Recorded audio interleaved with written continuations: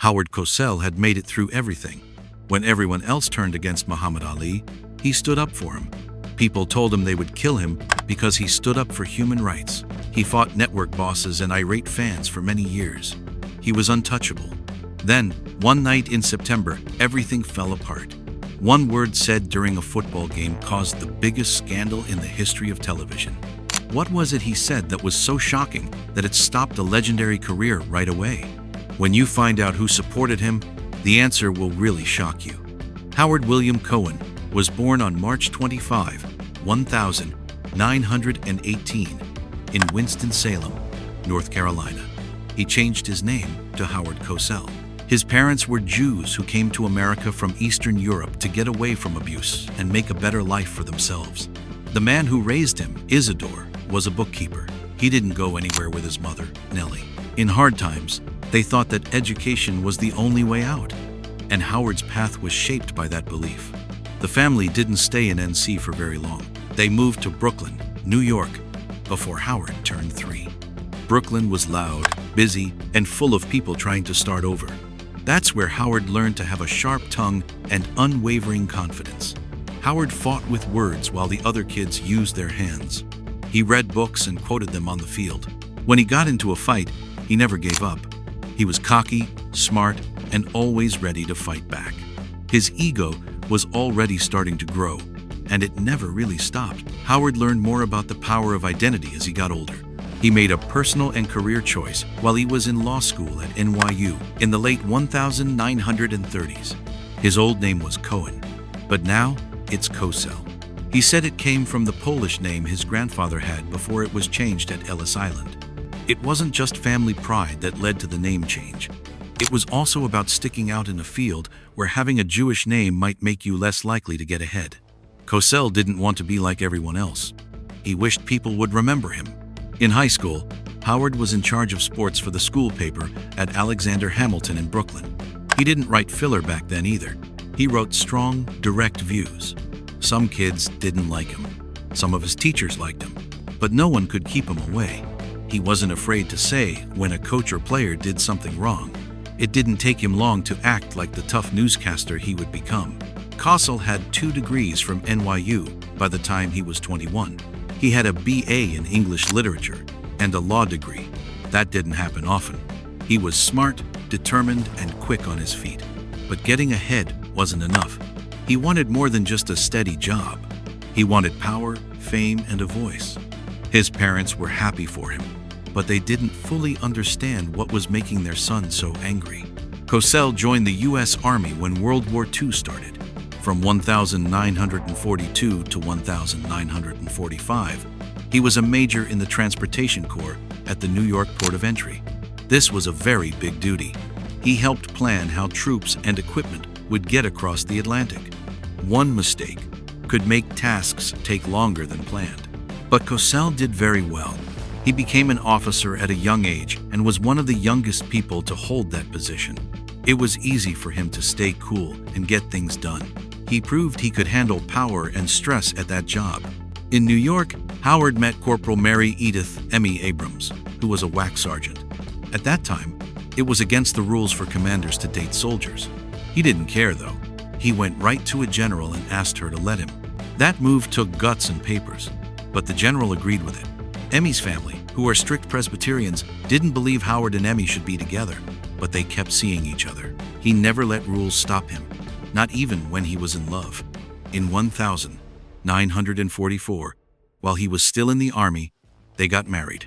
The wedding took place in the office of a judge in Brooklyn. They were married for 46 years, until Emmy died in 1990. When the war was over, Cosell went back to New York and set up a law office in Manhattan. He got some big names as clients right away, like baseball great Willie Mays. At that time, his salary of $25,000 to $30,000 a year was pretty good, but inside him, something was already starting to grow. He felt stuck even when he was a lawyer. He didn't like it. He would pace around his office while pretending to give speeches to judges or call fake sports games. It seemed odd to my friends. He thought it was important. He once told a reporter that he wasn't average enough to make it in the business. There had to be something bigger, louder, and more public for him. He got it from sports radio. Howard Cosell got his big break in 1953. He was asked to lead a small show on WABC in New York by Hal Neal from ABC Radio. It was a simple idea. Kids in Little League would talk to Major League Baseball players. Cosell agreed, but he wasn't going to get paid. He kept his job as a lawyer during the day and did the radio show at night. He didn't make any money from it for almost 3 years. He didn't care, though. It looked like a way into him. Even though the show was fun and silly, Cosell began to learn something more serious. One moment stood out. Outfielder Hank Bauer of the Yankees lightly criticized his manager Casey Stengel on the radio. That small mistake made the news. Cosell saw how important it could be for people to talk to each other without a script. He learned that people would often tell you the truth if you just let them talk. He thought about that a lot. Later, ABC President Robert Pauley told Cosell that he needed to find a host for a new sports show. Cosell took on the task without any fear.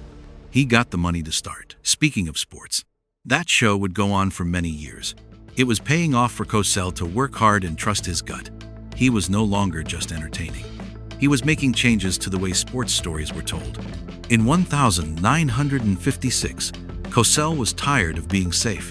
He went from doing occasional interviews to reporting on sports full-time for ABC Radio. A lot of sportscasters back then were nice.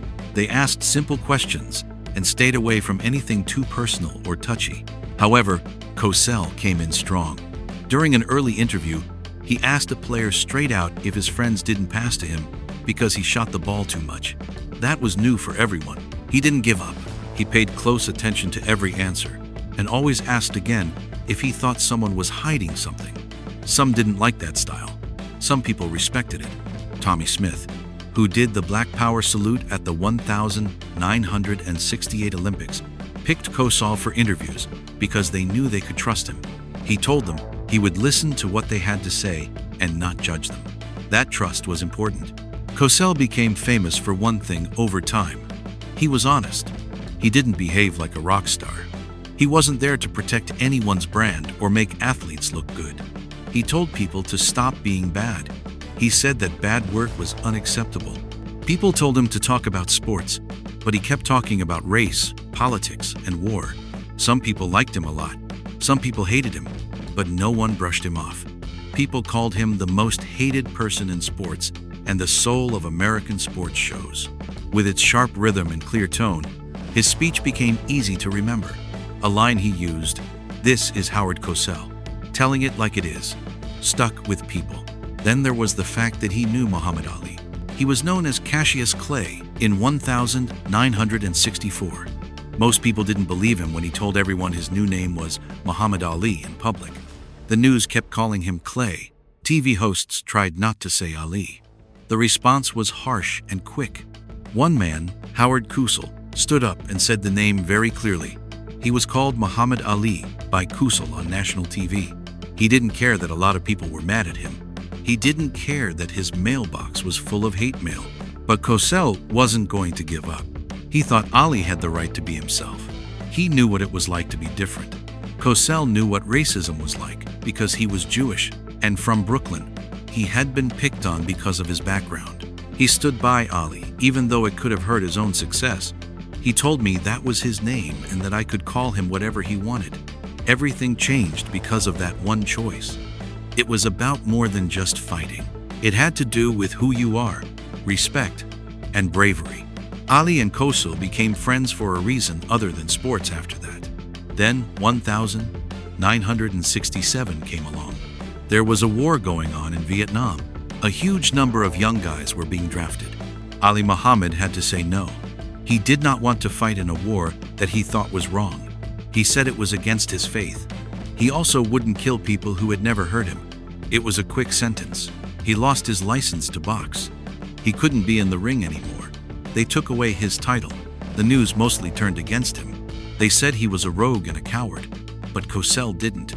He went on the air and said that what the government was doing was cruel and against the law. He said that punishing Ali for what he believed was wrong. Sponsors said they would take down their ads. A lot of people told him to keep quiet, but Cosell didn't move. No one else would have said what he did. The difference was clear to him. Rich white draft dodgers didn't get in trouble, but Ali, who was young, black, and brave, was shown the way.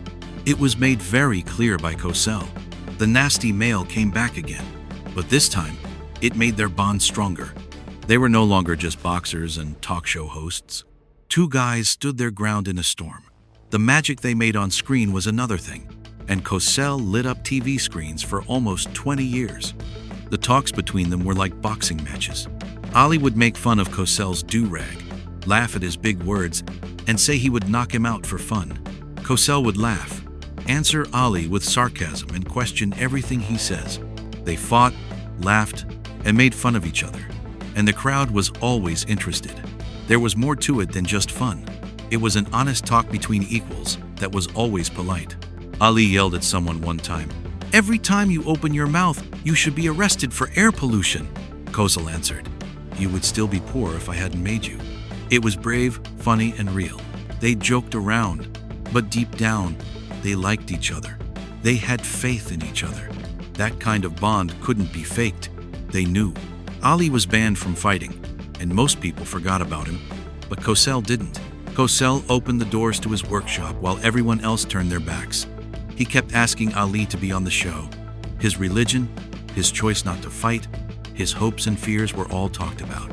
Ali worked out hard, and you could see the sweat on his face in one interview at the Houston Astrodome. But Cosell didn't ask about the fight. People paid attention when he asked about the man. Ali was no longer a bad guy, and Cosell helped make that happen. He was a person. Then 1973 night came. He was in the ring with George Foreman and Joe Frazier. A lot of people watched. Frazier kept getting hit in the face, and people all over the world could hear Cosell's words on TV. It only takes 3 shouts to say, "Down goes Frazier, down goes Frazier, and down goes Frazier." I felt it all the way. I couldn't believe it. It was the most famous call in the history of fighting. Still, people are repeating. I still feel it and laugh about it. Cosell didn't just talk about a fight that night. In that moment, he caught something that showed sports were more than just who won. It was about how we felt while we watched it. And no one made us feel better than Cosell. Afterward, Ali would say that Cosell spoke up for him when no one else would. Ali helped Cosell become more than just a radio host, he once said. He turned into a part of the story. In the end, they forced America to deal with issues of race, religion, war, and identity. Say it with words, with honor, and with courage, not anger. In 1970, Roone Arledge, an official at ABC, made a choice that would forever change American TV. Howard Cosell was hired to be on the new team that will be calling Monday Night Football. It was a huge risk. Cosell wasn't a football player in the past. It's not even true that he was a sportcaster. He spoke up a lot, was loud, and had a voice that made people listen. Arledge didn't want boring comments. He was looking for sparks, and Cosell gave them to him. The NFL wasn't pleased. The league had been strict about who could be in the television booth for years. Arledge said no. He didn't give up, not giving the league power over his team. It worked out well. 5 times as many people watched that first season. People were really into both the football game and the show that went along with it. In 1971, the next year, Arledge did something else very brave. He hired Frank Gifford to replace the famous announcer, Keith Jackson. It was the first time Gifford had done play-by-play. He was a sports star, though, and he was calm and friendly. Arledge didn't want to gain knowledge. He was putting together a trio. Cosell brought the drama. Don Meredith brought the fun. And now Gifford would make things even. It worked. Another big jump in ratings. ABC charged $65.00 for a single ad minute during the game, which was a huge amount of money at the time. These 3 changed more than just how football was shown on TV. They changed what live sports could be. It wasn't like they were just speakers. They were part of the show. The sparks between Cosell and Meredith were what kept people watching, not just the games. It was impossible to ignore the strain between Cosell's sharp tone and Meredith's laid-back humor. They fought and made fun of each other on air. In 1974, they were both thought to be a little drunk on live TV. People in the room didn't care. They really liked it. People began to choose sides. Go with Team Cosell or Team Meredith. Lots of people were arguing in bars and living rooms, and Arledge pushed for it. He knew that drama made for good TV. There was no planned feel to the show. It seemed real, and that made it easy to remember. Cosell also had a voice that could make everyday things sound like big events. One phrase stood out among others. He had the strength to do it. It was very exciting. It was slow. It was all Cosell. He did more than just describe what happened. He wrote a story about it. Before giving the line, he would sometimes even talk about a player's personal life. It was more than just a score. It was a victory. Other broadcasters started using the term because it was so well known. It was part of Chris Berman's show on ESPN. The line is still used today in short films and comedy shows. It was more than just a phrase. As a sign of how Cosell made the booth fun, it was a balloon. But not everyone liked Cosell. A famous story told about his public fight with sports writer Dick Young. Young called him names in print, like Howie the Fraud, and yelled bad words during talks to try to ruin them. It was about them. It was loud. It was also a sign. Young stood for the old days of press. Cosell was on TV all the time. They were fighting with other people too. They were arguing about how sports media should grow in the future. Cosell hit back just as hard, calling Young a cultural backwards right-winger. They fought with words in public, in print, and even in locker rooms. It wasn't just pride, a clash between two worlds that were going very quickly in different ways. It was also hard for Cosell to get along with other announcers. One of them was the legendary Chris Economaki, who tells stories about racing. A man named Economaki once said that Cosell had the biggest ego he had ever seen. It wasn't about numbers that made them fight. It was about them. Cosell was angry. Cosell kept bringing up the fact that Economaki made a small mistake in an interview after it happened. Even meeting someone for the first time at a Christmas party set him off. People around him knew he didn't forget slights, no matter how small. It could be hard to work with Cosell, but everyone was always interested in him.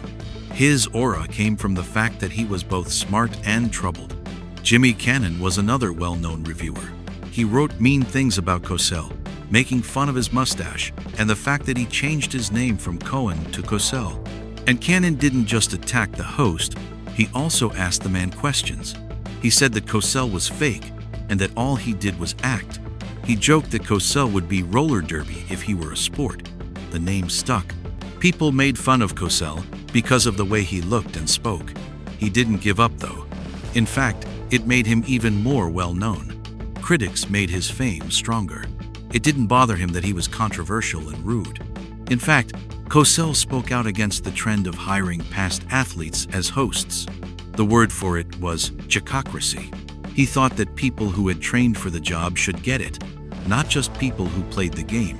That made him disagree with co-hosts like Gifford and Meredith. He didn't hide what he thought. He said that ex-players didn't have much depth or understanding. It was a dangerous move. People liked seeing well-known names. But Cosell didn't change his mind. He thought that talking about sports should be serious and well-informed, not just a chat. His comments led to a real argument about how sports should be shown. He didn't make many friends that way, but he did make people think. On TV, Howard Cosell was loud, proud, and sometimes too much. He was quiet and didn't want to go anywhere without his wife Emmy, though. Her real name was Mary Edith Abrams. They were married in 1944 and were together for 46 years. Someone once asked Howard, "I wouldn't even cross the Triborough Bridge without Emmy." He really meant it. Emmy always went with him. Interviews, events, and games. In the business world, everyone knew how close they were. His children told him he couldn't do anything without her. She kept him steady. Everything changed when she died in 1990. His health got worse. His spirit went away. Within a year, he had surgery to get rid of a growth. After 2 years, he quit radio for good. People who only saw Cosell on TV thought he was tough, but they were shocked to see how broken he was without her. Behind all the noise, that quiet love and dependence had always been there. Howard wasn't at all like the man people saw on TV when he was at home. The yelling, fighting, and talking quickly. All of that was part of the job. He was calm when he was alone. He was kind. His names were Jill and Hillary, and he loved reading Keats and Shelley to them. He read lines softly while going for walks. He played cards with people who lived nearby. He didn't raise his voice very often. Emmy kept him in check. When he got too angry, she was the only one who could calm him down. He was serious when he said he couldn't live without her. He was also always nicer to his grandkids. He never had a loud mouth at home. He was thoughtful, polite, and very close to his family instead. There was a real Howard like that, but most people never saw it. Cosell began drinking while he was building his business. Monday Night Football meant fame, stress, and sometimes drinking too much vodka. Before going on air on November 23, 1970, in cold Philadelphia, he drank a few martinis. He slurred the word Philadelphia and called it Philadelphia during the live show. After that, he threw up on Don Meredith's cowboy boots. He had to leave the room. People were shocked, but it wasn't the first time. ABC employees said he drank a lot before, during, and after shows. In 1984, Al Michaels had enough. It was the playoffs for baseball. He told Cosell directly, "You're pooping up the TV show." It turned into a big problem. The network wasn't sure what to do. It was still a good show, but Cosell's behavior was hard to forecast. Fans remember his drinking as well as his voice. It became a part of his memory. Even though Cosell was sure of himself, he was still nervous. He was scared that people didn't like him. That fear drove him. He got into fights with co-hosts, challenged sports officials, and had disagreements with bosses. It wasn't always about telling the truth, though. He did it sometimes to show that he belonged. He said that the only person who got worse news than him was Frank Sinatra. He kept asking the makers if other people were working against him. He was afraid of being replaced. Bold ideas and harsh words were often used as a cover. He had to be seen. People had to respect him. It hurt a lot when he wasn't there. He was seen as cocky by many, but he often lost it because he was scared, not because he was proud. On December 8, 1980, Cosell had one of the most memorable events of his life. During the last minute of the Dolphins versus, Patriots football game, he heard that John Lennon had been shot and killed outside of his New York flat. Cosell took a break. He didn't want to say it live. Frank Gifford, his co-host, told him he had to. Cosell then went live. He told millions of people, "This is just a football game." ABC News reported that it was a terrible tragedy. Shot twice in the back, John Lennon was dead when help arrived. After that, it was quiet. People were stuck inside their homes. The fact that that kind of news came out during a game surprised everyone, but it showed how powerful TV could be. That night, Cosell did more than just call sports. He was the one who told everyone that one of their favorite singers had died. There were a lot of people in the United States watching Monday Night Football on September 5, 1983. The Dallas Cowboys and the Washington Redskins were in a fierce battle, and the crowd was going crazy. However, what people remember most about that night has nothing to do with scores or goals. Howard Cosell said something that would end his career as Washington wide receiver Alvin Garrett ran through defenders. He asked, "Doesn't that little monkey get away?" With just 6 words, Cosell set off an uproar across the country. People were shocked. ABC got a lot of hate calls on the phones. The event was being broken down in media and on talk shows by morning. Cosell had been a big name in sports reporting for decades, but all of a sudden, he was at the center of one of the biggest scandals in TV history. The head of the Southern Christian Leadership Conference, Reverend Joseph Lowery, didn't wait to respond. He didn't just say that Cosell should say sorry in public. He sent telegrams to ABC leaders telling them they needed to do something. Lowery used the event to bring attention to a bigger problem.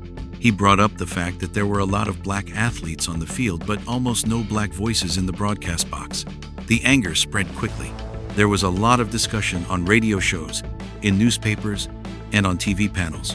Each hour that went by, the calls for Cosell to be fired got stronger. Cosell tried to stop the harm. At first, he said he hadn't said anything, little monkey.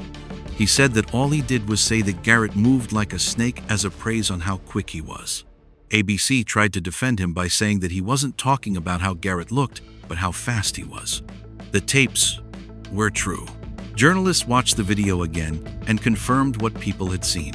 Cosell had said the exact words that were being pushed back. Things got worse. While denials were meant to end the debate, they made it worse. Cosell used to have a lot of respect, but it started to fall apart. When he was pushed, Cosell protected himself. "Little monkey" was a saying he'd used for years and didn't mean anything racist, he said. He brought up earlier shows where he had called white player Mike Adamle a little monkey, such as one from 1972. He used the same word for another white sprinter in 1982, Glenn Hubbard. He even said he used it to show love to his grandkids. Supporters said that Cosell's past performance was important. He had always fought for rights for everyone. He stood up for Muhammad Ali when not many others did, but it didn't seem to matter. The context was quickly lost in the anger. Then something unexpected happened. Many people who stood up for Cosell were black sports and civil rights leaders. Jesse Jackson backed him in public. Ali stood next to him, and Alvin Garrett, the person Cosell was talking about, told him he didn't find what he said upsetting. Garrett told him, "I liked Howard Cosell. I didn't think it was an insulting thing to say," but the public had already changed its mind. The news made the story sound like an attack on black people, and that version stuck. Cosell couldn't get away from the storm, even with all the help. The controversy grew and changed on its own, not caring about good motives or old friendships. He was done by the end of the 1983 season. After 13 years of trying to change Monday Night Football, he quit. He said that the experience was hard on his feelings. That wasn't the only thing that made him tired. Being disappointed with the way football and TV were going made him angry. When he left, an era came to an end. Cosell used to be a voice that didn't back down when it came to questioning players, coaches, or even the leagues themselves. Now, one line was enough to end everything. He kept working in radio until 1992, but he was never the same on TV. His personal life started to fall apart very quickly. He was 73 years old when he was told he had cancer in 1991. He had surgery in June of that year to remove a growth from his chest. He was also dealing with the death of his wife, Emmy, who had been his partner and mental support. Cosell tried to stay busy on the radio, but it was clear that he was losing his edge. From 1992 on, he never worked again. During his last years, he fought cancer, heart disease, Parkinson's, and a few small strokes. From those interviews, we can see that the man was very sorry. He thought that he had been let go before finishing the work he had begun. The voice that used to shape how people in America thought about sports was no longer heard. The world didn't really notice. Howard Cosell passed away in New York on April 23, 1995. He was 77 years old. A blood clot in the heart caused it. Few people were happy to hear about his death. Some people thought of him as a legend, a pioneer, and someone who made sports reporting smarter and braver. Others could only remember the problems, the pride, and the end result. There were both warm and harsh tributes. Some fans were sad, while others just shrugged. After that one night in 1983, his reputation would never be the same. The world didn't forget what he did, though. TV Guide named him the best sportscaster of all time in 1993, 2 years before he died. He became a member of the International Jewish Sports Hall of Fame that same year. People put him in the Television Hall of Fame in 1994, but he was too sick to go. Then came more awards. In 1996, after his death, he was given an honorary Sports Emmy for his lifetime of work. He was also made a member of the International Boxing Hall of Fame and the American Sportscasters Hall of Fame. Even though there was a scandal, these awards were the last sign that Cosell had changed the game for good.